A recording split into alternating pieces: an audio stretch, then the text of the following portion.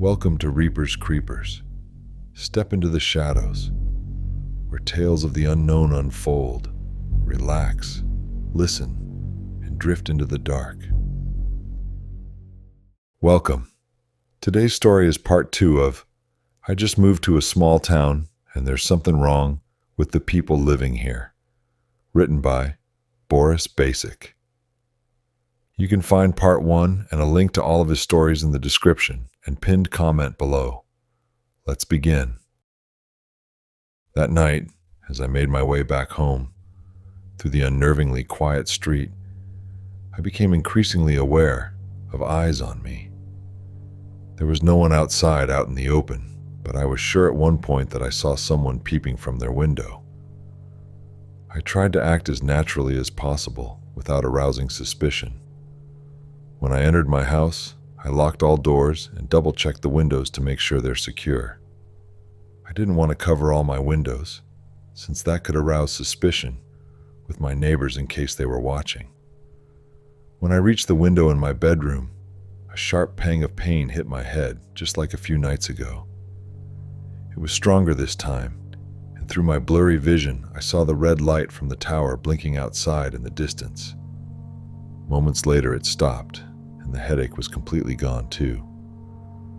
I knew my time was running out, and that I would soon end up like the residents here if I waited for too long. Everything I wanted to know was connected to the tower somehow. I knew that much. Feeling like I was walking on needles, and not knowing if I was being watched in that moment, I made my way to my bed and tried to get some sleep. Needless to say, I barely got any that night. In the morning, I got ready to go to work, and on my way to my car, I saw Marcy walking with who I assumed was her husband, Oliver. "Morning, dear." She stopped to greet me. "Working hard, are we?" "More like hardly working, ma'am," I replied with a smile. "Well, you be careful out there," Oliver said with a stern look. "Don't want to end up like that poor girl." I wasn't sure if it was a warning or a threat. "I'm sure Chris can take care of himself, Oliver." Marcy gently slapped his wrist. "Have a good day, dearie."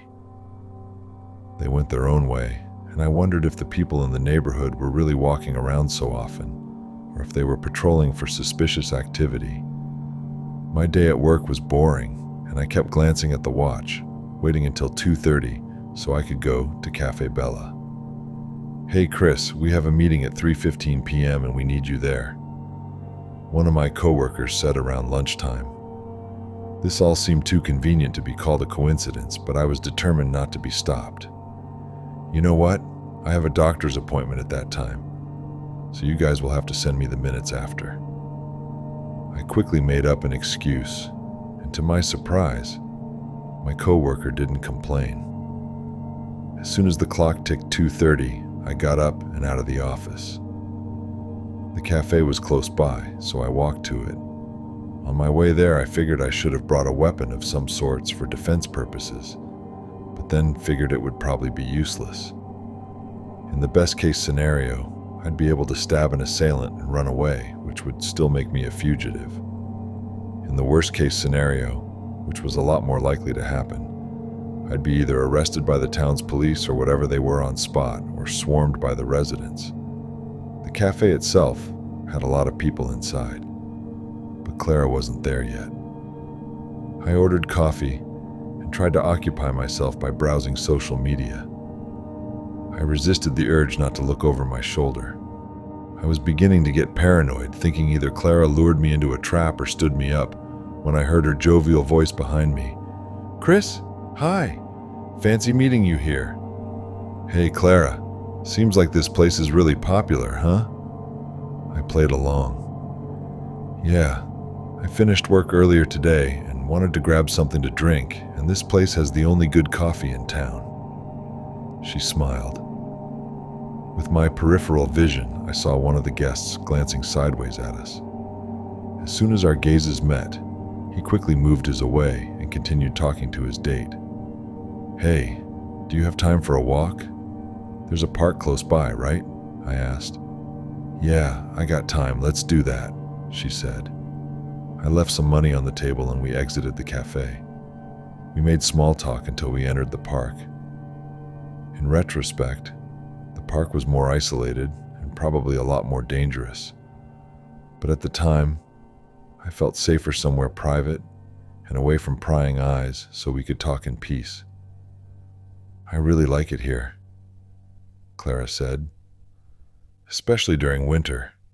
Snow really makes this town look magical." We sat down on a bench.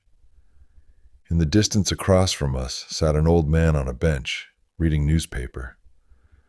We sat in silence for a minute or so, observing our surroundings and listening to the chirping of the birds. "You're in grave danger, Chris." Clara finally spoke, not looking at me. "This town is a lot more dangerous than you think." I figured. "Something strange has been going on since day one," I said, turning my head to her. "I need you to tell me about Jennifer. You said you saw her a few nights ago, before she was found dead." "Yeah, she was in front of my house. She was dirty, scared, and her clothes ripped, and she begged me to help her before they catch her and take her back, whatever that meant. Then the police caught up to her, and they told me she's a dangerous criminal before they took her away. I should have helped her."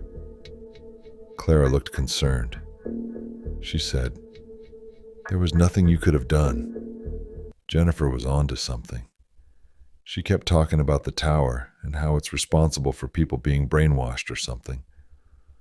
At first no one believed her, including me, but then she showed me a video. We were in the office late that day and I don't know what happened, but it's as if I had a memory skip. I've been having that problem before, but I thought it was just me." "What do you mean?" "It's like, I remember working in the office that night and Jennifer sitting next to me, and the next thing I knew she was all panicked and trembling, mumbling some incoherent sentences." "So what happened?" "Take a look." She whipped out her phone and opened her gallery. She clicked on a video and gave it to me to watch. The video showed an office environment from the perspective of a person who held the phone with hands that trembled so badly I could barely catch what I was looking at first. There were dozens of people standing in front of the person filming, which I instantly figured was Jennifer. They all stared at her with blank facial expressions and their arms hanging limply next to their bodies. "What the hell do you want from me?" Jennifer shouted through weeps. The group repeated in unison without any intonation. "What the hell do you want from me?" Their voices were so synchronized that it may as well have been one person talking. There was no one lagging or going too fast, not even by a millisecond. As Jennifer bounced the phone up and down, I saw Clara among the people staring at Jennifer. "Stop it! Just stop it!" Jennifer shouted. "Stop it! Just stop it!" The group of people repeated in a bemused way again. "Please!" Jennifer shouted and the group repeated after her. "Please!" No tone or life in their voice. "Leave me alone!" she shouted one final time, and suddenly everyone seemed to be back to normal. They were staring at Jennifer with concern, and Clara approached her and asked, "Jen, are you okay? What happened?" The video ended there. I gave the phone back to Clara and mouthed a wow. Clara put her phone back in her pocket and asked me, "For me, it all started a few days since the tower was built. Tell me, have you been having lately any headaches, memory loss, anything?" I nodded. "I started having headaches a few days ago, always around the same time. Yeah, about 8:20 p.m. when the tower lights up." Two middle-aged people walked past us, making small talk. I waited for them to be away before I continued. "Clara, that night at Jim's place, you were behaving exactly like they did." Clara sighed. "I have no memory of it. But after Jennifer showed me the video, she told me about the tower and how it affects the people here. That's when I realized that these memory skips were not a mental problem for my shrink.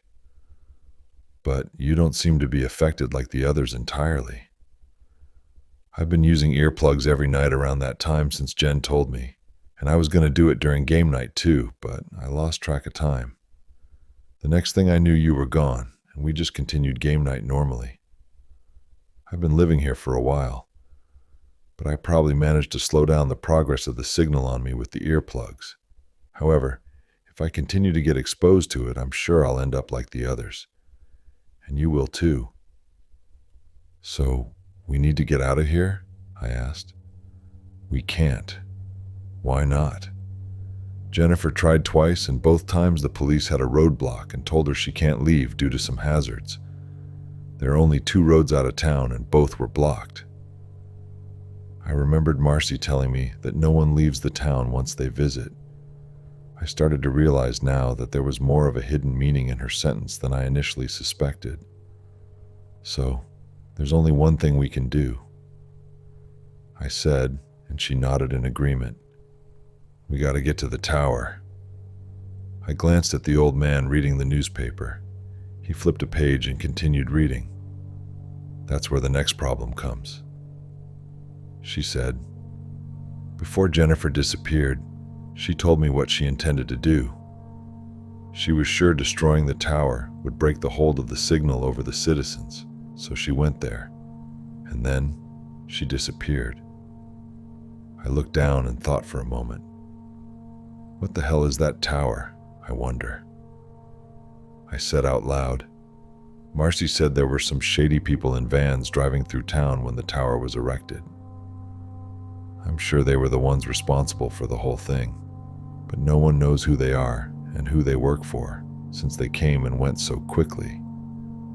But we need to reach that tower, Chris. There's no trail there, so it should be left unguarded, at least somewhat. I glanced to my right and my heart jumped to my throat. There was a tall man, standing in the distance, facing Clara and I. He was without a doubt looking directly at us. My eyes fell on the old man, reading the newspaper, and I realized he was no longer looking down. Instead, his gaze was fixed on us. The 2 middle-aged men from before were sitting on a bench nearby, silently staring at us. We gotta get out of here, slowly. I told Clara, and she instantly became pale when she realized what I meant. We got up and made our way back the way we came. We suddenly became aware of all the people in the park watching us. None of them were doing anything besides watching us, though. That is, until they were behind us, and then they started following us. Don't look behind, I told Clara as we made our way out of the park. The people on the street, outside the park, stood motionless, following the 2 of us with their gazes. Run, I said, and we broke into a sprint, opting for the least crowded path. We kept running into more and more people who were now slowly walking towards us in silence, but didn't try to actively stop us. We rounded the corner and saw another big group blocking our path. Get back, I shouted, and we turned to run in the opposite direction, but it was too late. The crowd surrounded us from all sides entirely. From the crowd, Jim stepped forward, smiling, as always, and said, Hey kiddos, fancy yourself a stroll in the park, huh? Well, it is a nice day after all. See, Chris, I told you Clara had a thing for you. He winked.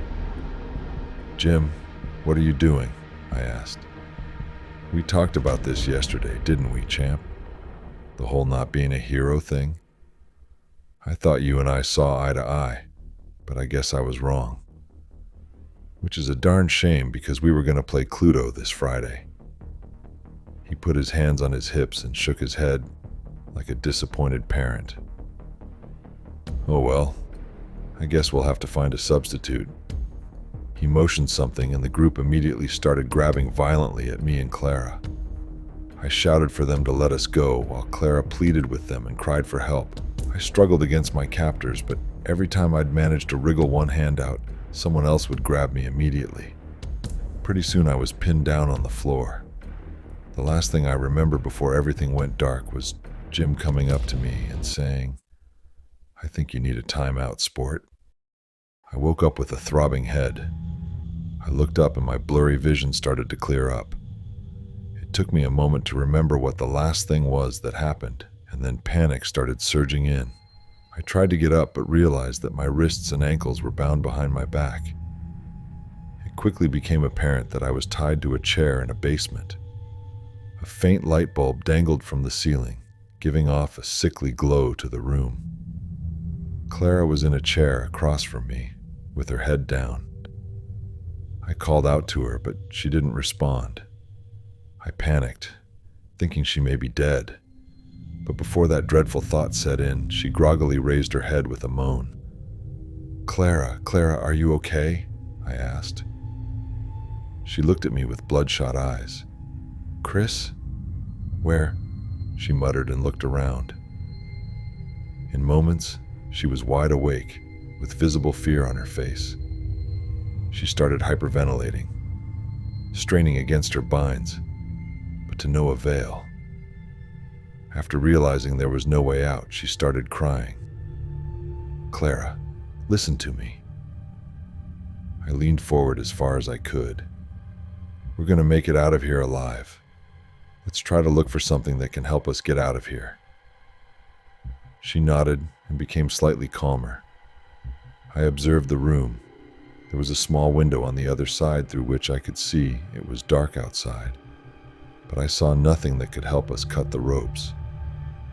Clara looked behind me and gestured with her head, saying, "There's a knife over there."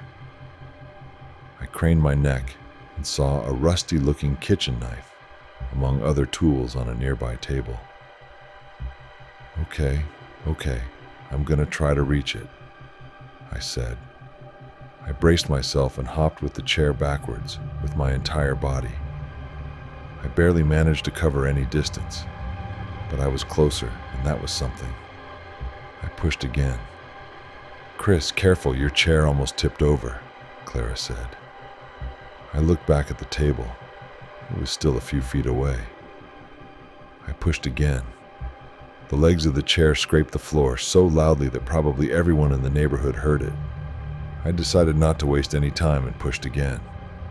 The table was so close now, just a few more budges.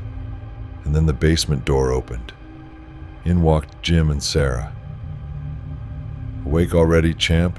Jim said with a smile. "If you were feeling ignored, all you had to do was call." He approached Clara and leaned in towards her, propping himself on his knees. "How's that head, sweetheart? I hope the guys weren't too rough," he asked. Clara looked away from him, holding back her tears. "Get away from her," I shouted. Jim threw his hands up and said, "Whoa, cowboy. I'm a married man. I'd never do that to my sweet wife here. You know, Sarah and I had a lot of marriage problems before. We were even about to get divorced, right, honey?" He put his arm around her. Sarah looked at him and then at us with a smile, before saying, "You bet, Jim." That was all before the radio tower came into our lives and solved all our problems. We've never been happier in our lives. I can't even remember what we were arguing about. Jim continued, "You see, we like it when we get new visitors like you, Chris.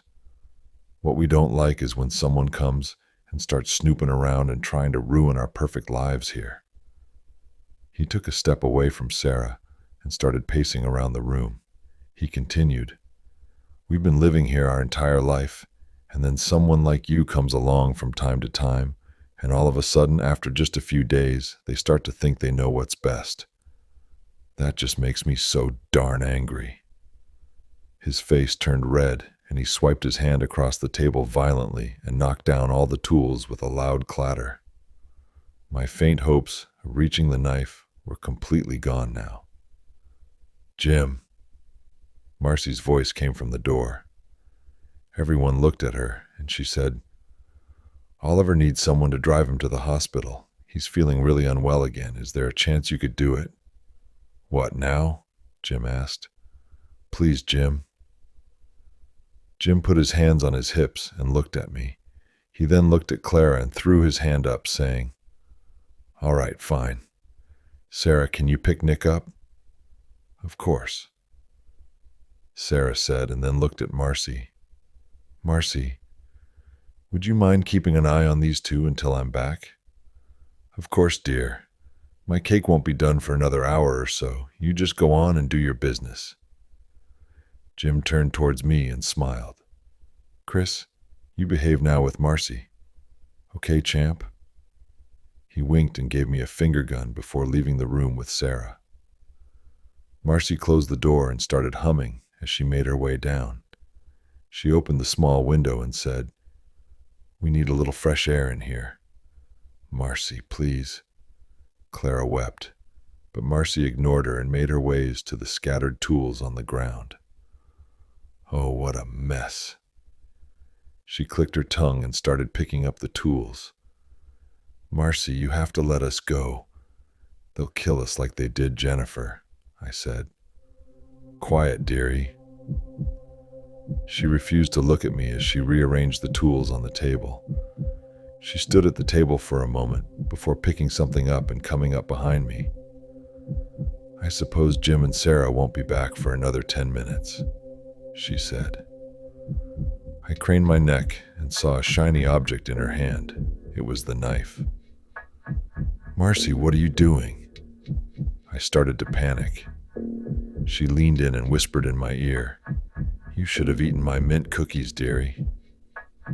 I closed my eyes, but instead of a stab, I felt the handle of the knife being shoved into my hand. Marcy stood up and went to the door. She turned around and looked at me before saying, Be careful in the woods, dearies. There's no trail there. Oh, and she looked at Clara. Don't you worry about Rex, dear. And with that, she left the room and closed the door. I wasted no time. I gripped the handle of the knife firmly and aggressively sawed through my binds. In less than a minute, the pressure was finally off my wrists, and I quickly cut the rope on my ankles as well. Chris, hurry! Clara kept glancing at the door every second. I cut the ropes on her ankles, and then we heard something that made our hearts drop. Sarah's voice was heard from the living room. You're back already? Marcy asked. Yeah, Nick was quick today. Did those two give you any trouble? Sarah asked. Oh no, dear. How about we go try that cake I'm making? By this point, I had already cut through Clara's binds, and we had pushed the chair to the window to climb out. Come on, hurry, I whispered, urging her to climb out first. Sarah continued from the living room. Sure, Marcy, let me just check up on them one more time. Oh, no need, dearie. I made sure they're fine, Marcy said. Clara was out, and I started climbing right behind her. Just then, I heard the basement door open, and Sarah's, Hey, resound after us. I squirmed out, and Clara and I started running across the street. Jim's car pulled over in the middle of the road, and he got out, looking at us in disbelief. What the heck? He muttered. Jim, they're getting away, Sarah shouted, and that seemed to break him out of his trance. Clara and I ran all the way across the street and through the entire neighborhood in the direction of the tower, finally reaching the forested area. The entire time, Jim's voice was heard behind us, and with it, the voices of many other angry residents who were joining in on the chase. Luckily for us, it was pitch dark in the forest, so I figured we could use that to our advantage. Clara, don't stop, I said between breaths when I saw her slowing down. The voices of our pursuers were not far behind, but both Clara and I were already exhausted. After running deeper into the forest, we saw a big log leaning sideways across a gap, which we could hide under. We crawled down to it and lay on our backs, trying to stay as still as possible. Seconds later, the sound of hectically crunched leaves under heavy footsteps resounded close to us and stopped right next to the log. Anything? A voice shouted from far away. No, nothing here, the person standing next to the log shouted back. He scanned the area with his flashlight, giving me and Clara a mini heart attack. He stopped his light just beyond our hiding spot and focused on it for a moment. I heard his foot step onto the log. If he looks down, it's all over, I thought to myself. Clara clasped her hands over her mouth and tried to suppress her sobs. "Hey, come on!"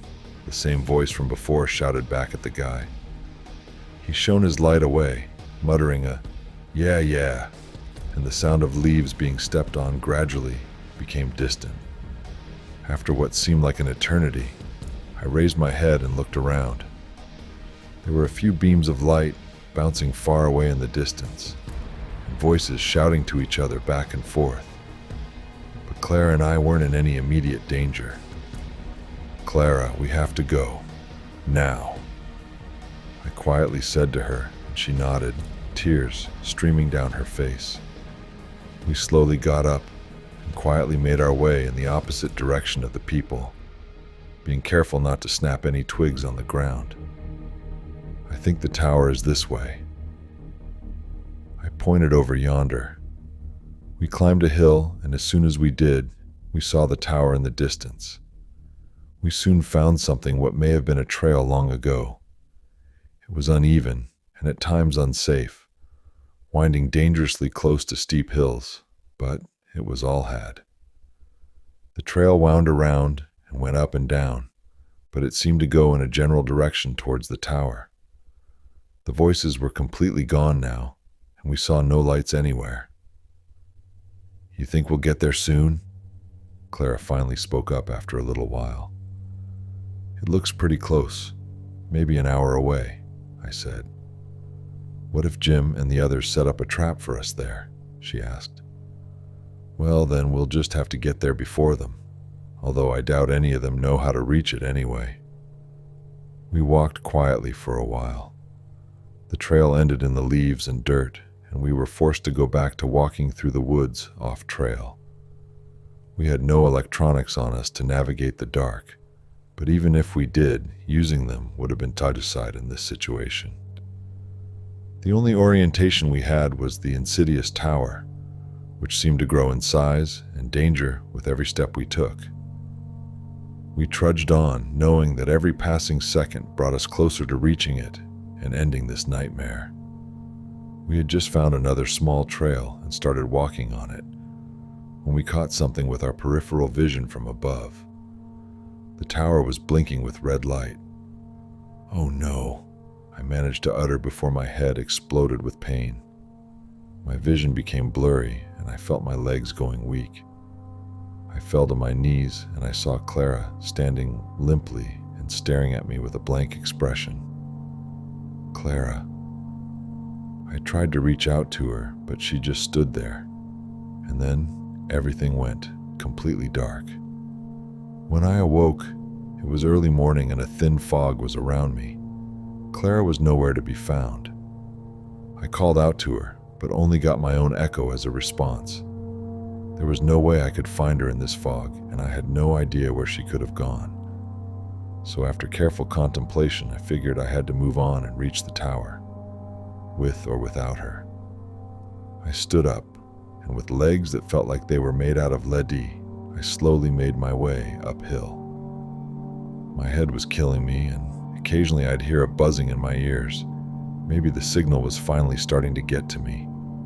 Pushing that thought out of my mind, I climbed the steep hill and finally made it to a horizontal surface, clear of trees. I glanced at the sight in front of me and exhaled sharply. I was finally here. Except it wasn't just a radio tower that was in front of me. It was a whole goddamn fenced-off facility. I scanned the entire facility from left to right, and it seemed deserted. The facility itself wasn't too big, with a few military vehicles inside the fenced area and only one building, the one with the tower. I knew I probably should have seen some signs of guard activity by now, but nothing was moving. I also knew I couldn't turn back now, so I willed myself to slowly take a step forward and then another, testing to see if anyone would shout warnings at me or shoot me. I went around the fenced area until I reached a big gate, which was open on one side. I glanced at the guardhouse next to the gate, and it seemed empty as well. I approached it carefully and peeped through the window.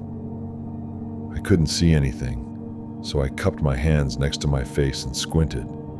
I pulled back with a gasp, my heart thumping fast. Slowly, I approached the glass and looked again.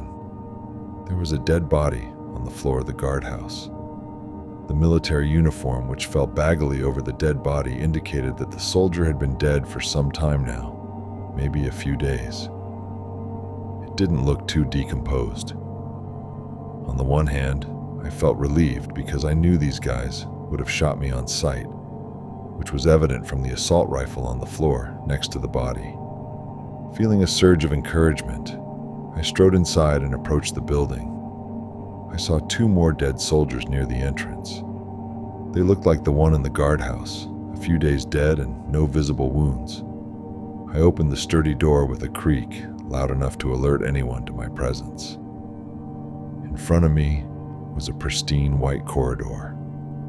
I made my way through and stumbled across more dead bodies of soldiers and staff in lab coats. Although most of the bodies were like the ones outside, a few of the bodies here looked like they were violently killed. I slowly went through the corridor and saw the entrance to the security room. Before I even got in, I saw dried blood on the glass of the door from the inside. I opened the door and saw a dead body of a guard in the chair by the desk. The camera feed was still on. I approached the body and saw a pistol on the desk next to it. The guard's head was slumped over a laptop. The laptop was plugged in and still on. Holding my breath, I grabbed the body by the shoulders and pulled it back into the chair. I slid the laptop closer to me. Despite the keyboard and screen being covered in dried blood, the laptop seemed to be fully functional. A folder named HMS 23 was open on it. 2 Word documents and a video file were inside. I opened the document. It took a moment for the file to open, but when it did, I was faced with a wall of text. Here's what it said. Project HMS 23, dubbed Hive Mind, Signal 23, Day 1. Arrival at the facility. Arrival was conducted in civilian vans in extreme secrecy to avoid suspicion from the residents. First signal broadcast scheduled for tomorrow night. Day 2. First signal broadcast. No visible changes. Day 9. Residents complaining of mild headaches. Day 15. Residents complaining of severe headaches and some of them suffering loss of memory. Day 26. First visible effect of the signal. At approximately 8:20 p.m. when the signal was broadcasted, residents went into a trance-like state. They seemed to be unaware of this, since they resumed their daily activities as soon as the signal's effect wore off, as if nothing even happened. Day 45. Residents displaying progressive hive mind behavior. Today, when the signal was broadcasted, residents conducted simple actions unanimously, staring at the same object and taking 2 steps at the exact same time, despite no prior agreement to do so. Day 62. Residents displaying more positive and friendly behavior towards each other than usual. Reduction of negative emotions evident. Day 91. Residents displaying full collective consciousness during signal transmission. However, the effect wears off with the signal. Further analysis needed. Day 103. New residents arriving to town at our request from client. Redacted. New residents will be used for experimental purposes in order to see if they can be integrated with the current hive mind. Day 111. We are able to manipulate the residents' actions by putting them in a hypnotic state during the signal broadcast and inputting the proper commands via signal frequencies. This is currently used to keep the town's authorities in check and instill the instinct to protect the tower in case anyone suspects anything. Day 114. One of the new residents, Jennifer Cook, beginning to suspect something being wrong in town. She is to be monitored more closely. Other residents seem to be unsuspecting of anything. Day 123. Jennifer Cook detained by the guards. She was found in the forested area outside the facility. Due to risk of exposure, she will remain in confinement and continue to be exposed to the signal. Day 143. Staff members complaining of buzzing in their ears. Suspected placebo effect, since all facility members are strictly forced to wear soundproof earphones during the signal broadcast. Visit to the psychologist and doctor showed no changes in brain activity. Day 160. More and more staff members complaining of headaches. The file ended there. I closed it and opened the other file. As soon as it popped up, I was met with the title, New Test Subjects. Below that, in a parenthesis, it said simply, all subjects were sent in agreement by client companies. Under the title were two columns, one named subjects and the other named clients. I scrolled down, and my heart skipped a beat when I saw my own name listed as subject, right next to my company's name listed as client. I stared at my name for what seemed like an eternity, trying to comprehend what I was looking at. And then I was overcome with rage, unlike I've ever felt before. My company knew exactly what was going on, and they sent me here as a test subject. I wanted to get out and run back to my HQ and strangle my boss with my bare hands. I closed the file and opened the video, which started playing. The dead guard next to me popped on the screen, recording himself with the laptop from the security room. He seemed distressed. Beads of sweat were on his forehead, and he held one hand on his side, which clearly showed he was wounded. He exhaled sharply and said, "This is security member Mark Reynolds. I was one of the guards who volunteered to participate in the HMS 23 project. The project was run by a very small private organization, and I reckon that by now, everyone who was on board is either dead or brainwashed. The entire company, consisting of 45 people, were part of the project, and no outside sources know what happened here, since sending and receiving communication has been disabled here due to the secrecy of the project." He took a long pause and then continued. "It all started about a month ago, when the staff members started complaining about headaches. No one took them seriously, stating it was a placebo effect. But we underestimated the strength of the signal. It's much stronger here, and even with our ear protection, we were affected by it. Some were affected faster, while others, like me, are still okay. I hear buzzing in my ears occasionally, so if I continue to get exposed, I'll end up like them. I know none of this makes sense, but whoever finds this, open and read the file in the folder. It explains everything in detail. Anyway, things went to shit when the signal was broadcasted 3 nights ago. The whole facility went batshit crazy. Look at this." He turned the laptop towards the camera feed, and as Reynolds moved the view across the monitor, I saw people on the cameras standing in a trance, not moving, all over the facility. There were dead bodies next to some of the zombie-like people, but it's like they didn't care about that at all. Reynolds turned the laptop back around and said, "Everyone went into a fucking trance like the residents in town and those who didn't. They scrambled to safety. The ones affected haven't moved since the last broadcast, and because the signal is programmed to automatically broadcast itself every few days, I doubt they'll come to their senses. It can only get worse. I tried to reach the control panel, but whatever these fucking scientists did, the brainwashed people are highly protective of the control room now and will attack anyone who gets near. I saw a guy on camera get ripped into fucking pieces by the crowd.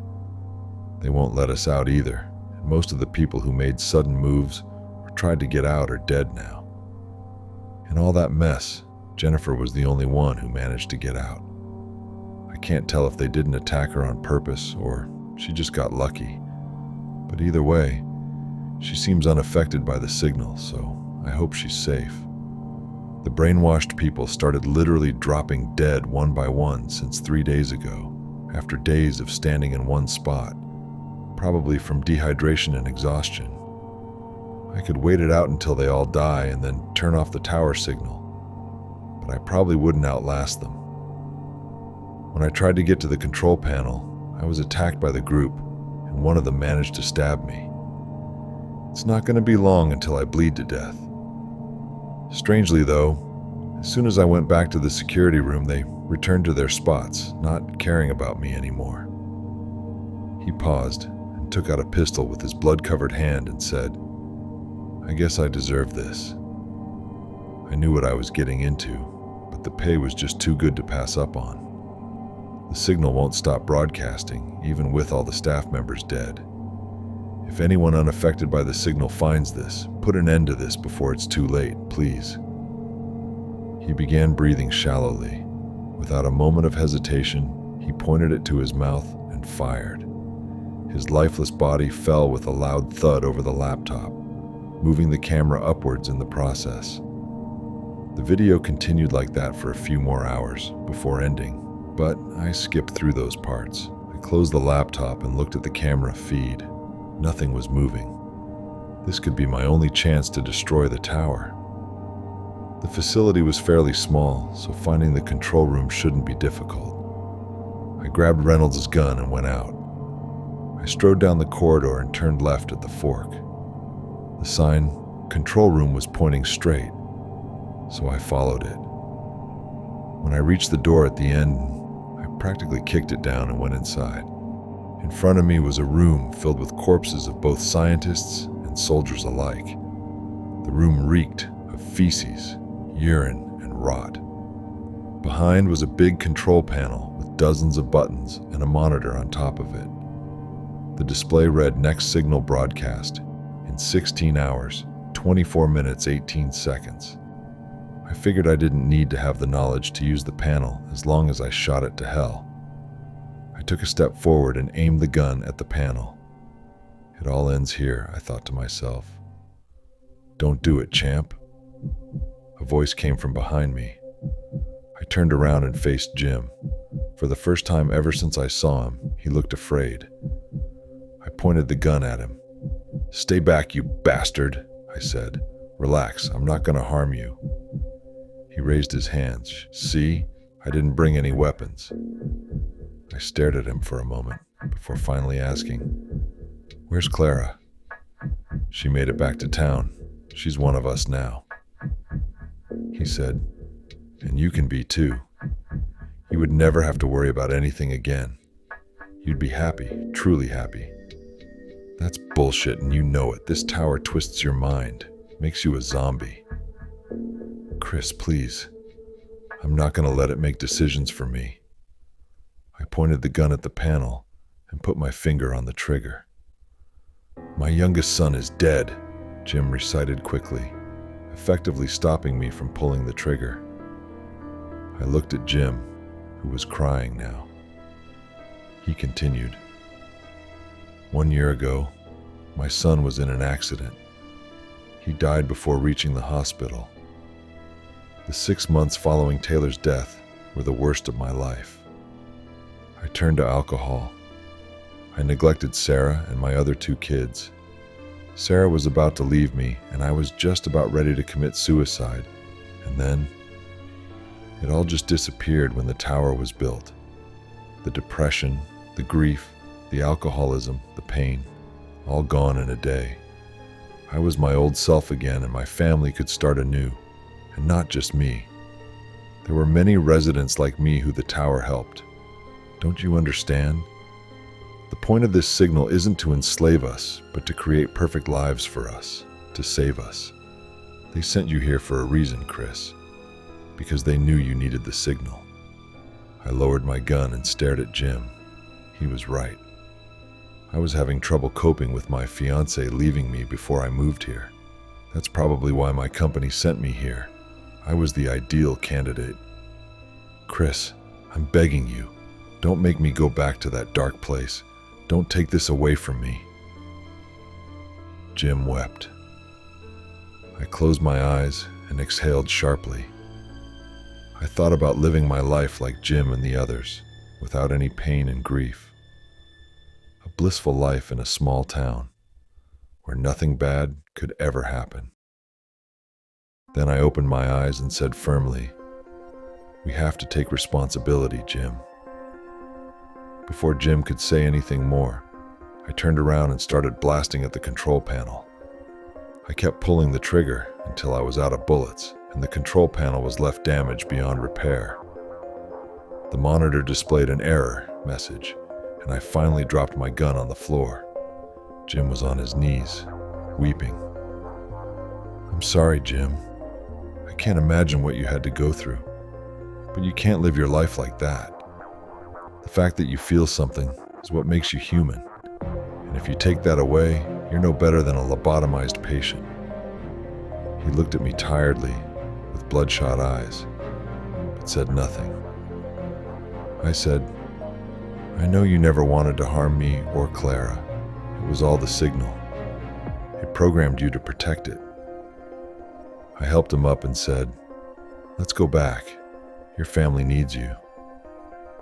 It took us a few hours to return to town, and once we did, Sarah was waiting for us, with a worried expression on her face. She and Jim hugged and cried.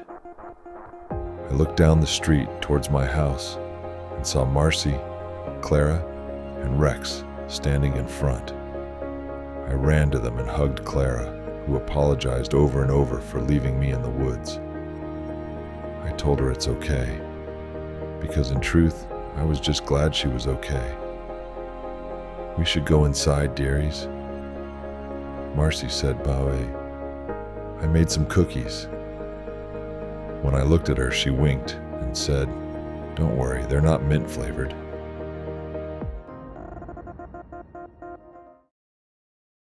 From Reaper's Creepers, the unknown retreats and the shadows release you for now. Join us again to drift deeper into the dark.